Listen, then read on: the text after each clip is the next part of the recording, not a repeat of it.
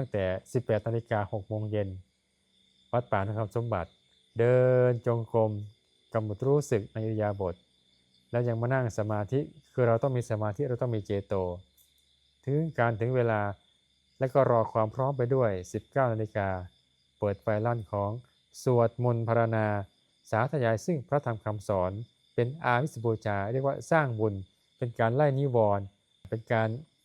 รอความพร้อมด้วยสวดพอสมควรหลังจากสวดมนต์เสร็จ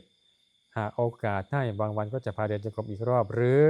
หลักๆก็จะมาสนทนาธรรมด้วยนำมนต์คาถาที่สวดพระธรรมคำสอนที่สวดมาสาธยายมาจำแนกมาแจกแจงในแต่ละสูตรและพระสูตรต่างๆที่พระคุณเจ้าได้บรรลุได้เห็นที่พ่อผู้ยิ่งใหญ่ทรงแสดงไว้พระคุณเจ้าอานนท์ทรงจำเอาไว้นำมาบอกกล่าวแก่เจ้าทั้งหลายได้เป็นสูตรปฏิบัติแห่งตนและทุกคนต้องมีสูตรของตัวเองถวายเบื้องพระบาทองค์พระศาสดา